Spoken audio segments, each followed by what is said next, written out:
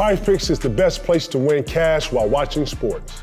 Basketball season is here, and there's no better time to join. Man, the app is really easy to use. You just create a lineup, and all you have to do is pick more or less on a few player stats. PrizePicks is in more than 40 states, including California, Texas, and Georgia. PrizePicks will give you $50 in lineups.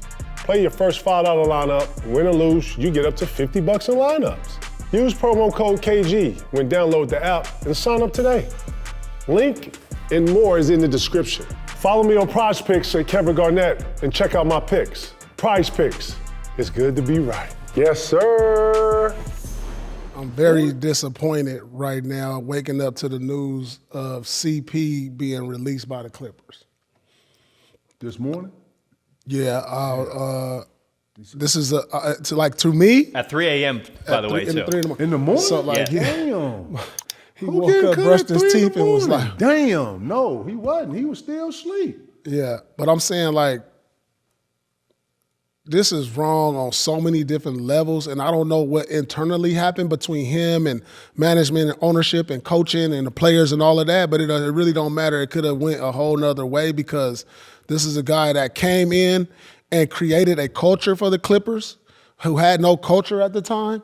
This is a guy who put the Clippers on the map. This is a guy who they might be the first player that they should retire his number for what he did for the Clippers. And for him to go out like this is very disrespectful. I don't know if there was a mutual agreement on this or not or what, but from the outside looking in, this is very disrespectful for me to see it like this. And other players around the league see this and see what's going on with this organization, and it leaves like a bad kind of like a bad look on the organization. Listen, at this rate, you got to know Chris Paul is in front of his business. I'm just anticipating this. This ain't just something he didn't know. They had to come. I'm anticipating that they gave him enough professionalism to holler at him. Hey, look, this is what we thinking. It ain't working. ABC. We both amicable. Let's go positive. Let me tell you this though, Lord. He already announced he's retiring, right? So I will tell you this. When I was with the Clippers, when I said I was retired, totally different situations. No, but I'm telling you okay, go my ahead. story. Okay. I told them this is my last year, same as Chris Paul. They had a trade. You told him? You told him before you even came in there? Sorry, my bad. Look, hold on. I'm going to tell you, they was going to trade me. So they brought me up and said, we got a trade for you. I said, a trade? I'm about to be done. I live here. I'm not going nowhere else, dog. Just let me finish out the year and I'm out of here. You know what I'm saying? Like, for that to even come up, like when you know this is a guy's last year, you know what I'm saying? Chris has a home here. His family is rooted here, kids in school. Like, I just think there's just certain things as an organization that you really gotta like take into account, be held accountable for, though, because other players see it, So, I don't know. I can't speak on his situation, but I had a talk with Doc, and I was like, Doc, I'm not taking no trade. Like, let me finish out. I'm done anyway. Like, my family here, everything. Like, no, we ain't doing that. We're not doing that. Okay. And they respected that. So that's one way. Yeah, that's one way. Okay. Respectfully, it was Paul Pierce. So Doc was in there, made that a little more right. Right. They didn't have to say none of that to you. As a respects to the player, right? They came to you, talked to you, ABC. But in business, man, you here. I ain't gotta ask you, unless you got a no trade clause where I gotta deal with you. You on your way out, you're a lasting asset. That means after this, I know I don't have nothing, right? Okay, so I got an opportunity to better my team today. You want Pete Pierce? Maybe not even better your team, but save some money? Nah. Well, the betterment, whatever the definition of betterment is, that's what I'm saying. Yeah. So in that whole thing, bro, you got to look at it like, I don't really have to go in here and actually engage the player. I can just business as usual, and his agent would talk to the president and Lawrence, and they'd get it A, B, and C. So they showed you that type of respect, bro. The league don't necessarily have to do that with every player. And no matter, you know this, I don't care what you've done. Yeah, he did start a lob culture, and him and Blake Griffin, and that whole thing came through, and that was a great thing for the Clippers. I think the first real culture for the whole thing, right? You just said they was handing out tickets in the 90s and trying to, right? Okay, Lob City got here, that was established. But you know the league don't give a fuck about what you not did for all that. What are you doing don't for say me lately? Just say certain organizations. Nah, certain the league. Certain organizations. I'm saying the league. Because at the end of the day, if Philly can get something for Joel Embiid, no matter what he's done and did since he's been there, same thing. It don't matter. Like, you can name a name, Vince Carter. When it was time for that player to move on, all that went out the window. And to the respects to the player. You know what I'm saying? Think about this, man. Sacramento traded DeMarcus Cousins at. You hear what I'm saying, Lord? That's what I'm saying. Bro, none of that gets taken into account of what you've done and what you've, man, none of that. Because when it comes down to business, all that old man, yeah, you got a house here, okay, cool. Man, and what? Man, we got a chance to be able to get something for you at A, B, and C, or we ain't finna win, so guess what? We ain't finna win, so we finna start cutting motherfuckers, right? You know what I'm talking about? That's what it looks like. This shit ain't working out, panning out. All right, cool, let's go ahead and get rid of these motherfucking contracts. Yeah. So that's what it looks like. This is a business decision right here. Because if you wanted to actually win, I think you would have actually played him. What was the purport an hour ago you was about to say? So Chris Paul's in his 21st year. I just want to set that up. Yeah. He said it was his final year in the NBA. He was getting a lot of DMPs to start the year, which hadn't happened in his career, so a player probably doesn't take kindly to that. And Shams reported that he clashed with leadership and was vocal, and he held management and coaches and players accountable. And Ty Lue and him kind of clashed heads is what the report is saying. Told you. The same reason they got rid of Chris Paul is the same reason they're getting rid of Chris Paul. If we remember the end of that, I don't know if y'all remember the end of the debacle when they was just get rid of him, Blake. You remember this? When him and Ballmer wouldn't even look at each other or some other shit, and then Blake ran off the court or some other shit or whatever the fuck. Y'all remember why he left? Players was disgruntled about him and not being able to coach him. And him, you know, Chris Paul is so smart and so good of a player, but the knock on him was that he was uncoachable. He was a know-it-all. You know, he didn't mess with everybody else. I think when you said you went back to the Clippers, you said that didn't even look like what it looked like. Well, I wouldn't say he's uncoachable. I think that, you know, sometimes his leadership style kind of rubbed other players the wrong way, you know, and, you know, he, like, had a strong opinion with the coaching. And, like, I think that a lot of players that's nice, that's one of the top players do that. Like, I've been in a timeout where Doc could drop a play and Rondo would be like, nah, let's run this. I mean, we respected that because we respected Rondo's knowledge. But when, you know, I think Chris was kind of the same way. But it got put out a different kind of way. You know what I'm saying? Like, he was, like, smarter than everybody in the room, and he didn't think he know everything. But, like, I seen Rondo do that all the time, and we was like, we rolling, right? You know what I'm saying? Yeah. So I've never played with Chris Paul, been in a situation I've been with Chris there. Paul. I saw it firsthand. Like, I just thought, What you like then, P?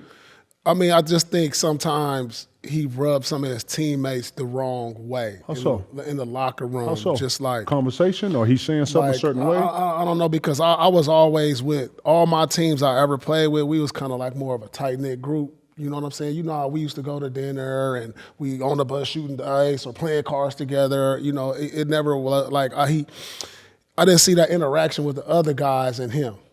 You know what I'm saying? It was like I remember the first road trip where, you know, you had individual guys sitting at their own tables at breakfast. You go to breakfast and then you watch film and then you go to shoot around. It was like a guy at this table, these two guys congregating, you know, CP by himself. And then I remember on the road, we went to dinner. I said, let's go to dinner, dog. And so I had Saturday went to dinner with him. And then I remember he threw a charity event. None of the players showed up. Oh, they wasn't supporting each other. I don't know, you know, so it is what it is, but he can help somebody, bro. I don't think he done. If I am Houston, I go get him, man. Man, Houston need a point guard, man. Milwaukee, Minnesota. Man, all these niggas need point guards, man. All this, listen, man, that shit sound good till it come down to fourth quarter and you got to make some IQ decisions on the ball. Listen, man, quit this narrative of 6 feet, 6'2", 6'3" point guards being out. Motherfuckers is not smart enough to run the games right now. Point guards are built to run the game. He's the second coach other than the coach. He's organizing. When Paul Pierce wants the ball at the elbow, a small forward, a fucking 2 guard don't know how to get the ball to a motherfucker like a nigga like that unless he the point guard. You understand what I'm saying? Like, I think we starting to, like, this whole point guard thing, and their point guard is very important. First off, I don't give no fuck. And I don't think everybody can just grab the point guard position and start playing it. I just don't. It takes a lot of IQ, a lot of smart, it's a lot of intelligence in that shit.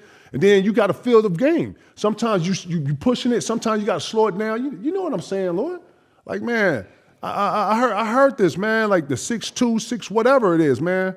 He can still help somebody, man. But he ain't just finished. But the point guard position has dramatically changed. From the Chris Paul style of point guard. He's older. He doesn't have the same step. He's a pick and roll point guard who can get you in the offense. And he should be perfect today. I know, but like if he's not going one-on-one no more. If you're not an offensive threat at the point guard, like a super offensive threat, like when you look around the league, the point guards, I'm not even gonna say the all-stars, but like just the other day, Peyton Pritchard gave somebody 40. 42. I saw that. Peyton Pritchard. Yeah, that's what I'm saying. Like we looking at guys that like you gotta be able to get money at the point guard. You gotta be a major threat at all times at the top. That's the point guard position today. Think about our top point guards, Shea, Brunson, Maxey.